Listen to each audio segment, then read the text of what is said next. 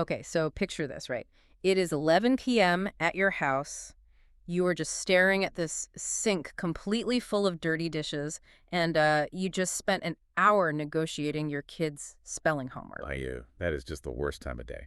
Right, and your late-night office WhatsApp groups are, like, still buzzing. You are physically exhausted from battling the daily commute.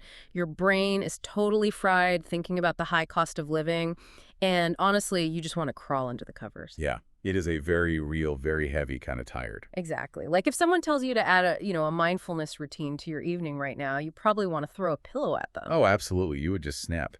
But that is exactly why today's deep dive is so vital. We have been combing through consultant psychiatrist Dr. Feng Jiang Carr's clinical research and his MindfulGym program. Yeah, that is the one created right here in Malaysia, right? Yes, exactly. It is a fully evidence-based program customized specifically for our multi-ethnic community. It basically takes mindfulness from being this long, boring meditation thing and turns it into a practical life skill. Which we desperately need because, I mean, looking at the data, it completely explains why after a really nice dinner out with the family, one single annoying text from my boss can completely ruin my night. Oh yeah, that is a classic example of what they call the negativity bias. The research uses this great metaphor for it, actually. The Velcro one, right. Right, they say bad events stick to our minds like Velcro, while good events just slide right off like Teflon. Like Teflon, yes. Yeah. It is so frustrating. It is, but it is just a natural evolutionary survival mechanism. Our ancestors survived by remembering exactly where the tiger was. Ah, the threat. Exactly, the negative stuff, not where the pretty flowers were.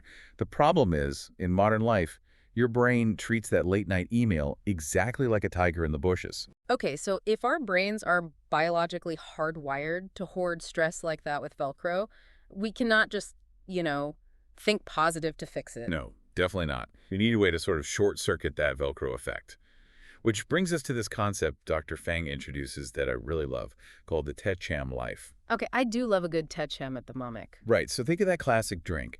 It is this perfect blend of bitter coffee, which represents our daily stress, and sweet tea, which represents our blessings.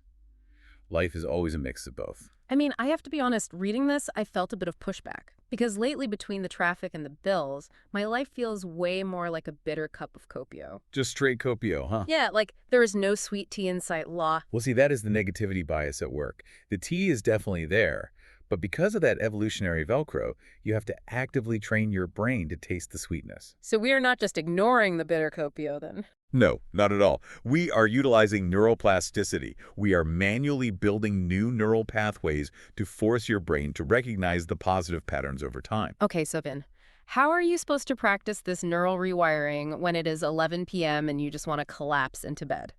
Well, it is actually super fast. Because when I first read the WWW exercise in our notes, my exhausted brain went straight to obsessing over what went wrong. Oh no, that is the exact opposite of what you should do. Or worse, trying to figure out what women want, which will definitely keep me up until 3 a.m. Yeah, if you let your mind drift to what women want, you will absolutely never get to sleep. The actual tool is a simple 2-minute bedtime gratitude ritual called Google-WWW-Yahoo. Okay, Google-WWW-Yahoo. Got it. Right, so Google means you just search your mind. WWW stands for what went well.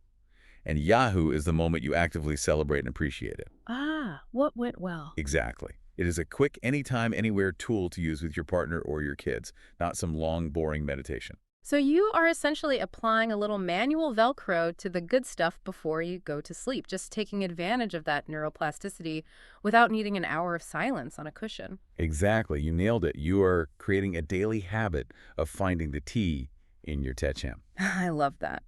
All right, so let us distill this deep dive into 3 clear messages for you listening at home. Number 1, your negativity bias is a natural evolutionary thing, not a personal failure. Very true. Number 2, you want to strive for that Teh Cham balance. Do not just focus on the bitter Copi-O.